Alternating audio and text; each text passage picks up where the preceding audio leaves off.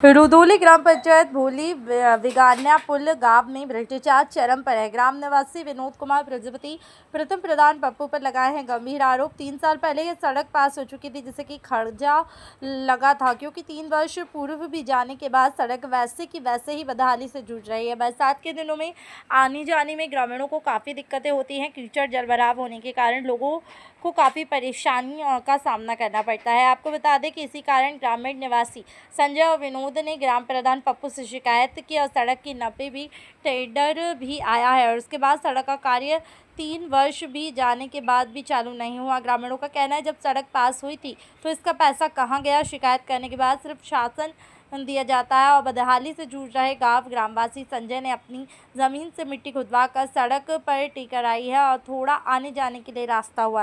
इसके बावजूद भी प्रधान शिव आश्वासन और सफाई देते नजर आते हैं, टेंडर का बहाना देकर टालम टोल कर देते हैं। 24 से रुदौली क्षेत्र अयोध्या बिगनियापुर गांव सबसे बड़ा भ्रष्टाचार ये चल रहा है ग्राम प्रधानों और कुछ अधिकारियों के कार्यशैली में। कॉलोनियाँ तो लोगों को कागजी कार्रवाई में मिली, पैसा नेट पर दिखाया लेकिन पैसा अकाउंट में नहीं आया।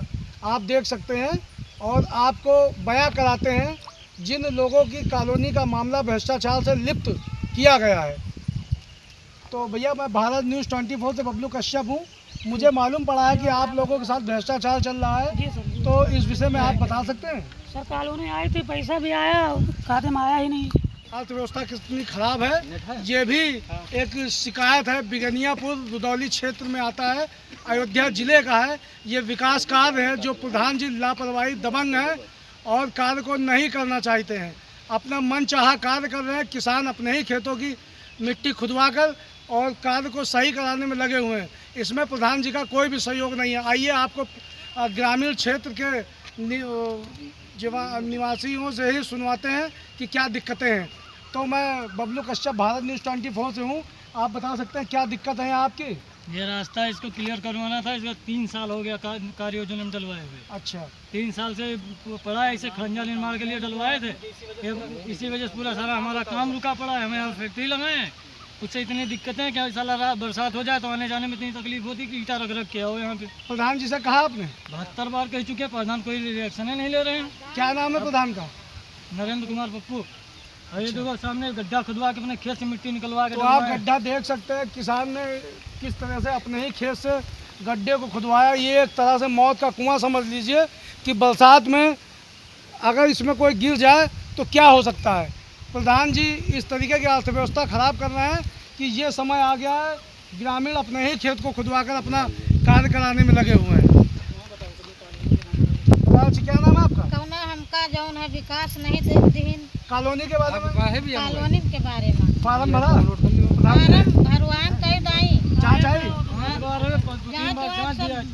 भाई सब कुछ करवाई नहीं रहे। प्रधान ने क्या प्रधान ने कभी बुलवाया जांच में? कोई वो है प्रधान पात्र या ना पात्र? प्रधान नहीं कुछ सुना। तो प्रधान जी सुनते नहीं है, ऐसा यहाँ के लोगों का कहना है। और कुछ लोगों को जो है प्रधान जी लिख देते हैं कि पात्र नहीं है। ये प्रधान जी तानाशाही का कार्य कर रहे हैं अपनी मनमर्जी से। जो पात्र हैं भी तो उनको नापात्र लिख रहे हैं। जब सरकार व्यवस्था दे रही है तो प्रधान जी मनमानी क्यों कर रहे हैं? उनका लोग का कुछ देते नहीं ना, दूसरों को दे देते हैं, जो उनके संपर्क हैं उनको देते हैं। तो दे देते हैं। ये स्थिति है। लोगों का कहना यही है कि प्रधान जी अपनी मनमर्जी से जिन लोगों के पास है उनको ही दिया जाता है और हम लोगों को नहीं दिया जाता, हम लोगों के पास नहीं है। कुछ कि 5-6 जने हैं घर के रवैया क्यों लगे कुछ नहीं आया। कितने बेटे हैं आपके? 5 ठो हैं। 5 बेटे हैं। आज तक किसी को कोई सरकारी सुविधा नहीं दी? कौनो सुविधा नहीं दी। तो आप देख सकते हैं इन लोग सरकार को बदनाम करने की मंशा रखते हैं कि सरकार बदनाम हो। सरकार सारी व्यवस्थाएं दे रही है लेकिन ये लोग मंशा रख रहे हैं बदनाम करने की। इस वजह से ग्रामीणों का कोई सहयोग नहीं दे रहे हैं। मैं भारत न्यूज़ 24 से बबलू कश्यप।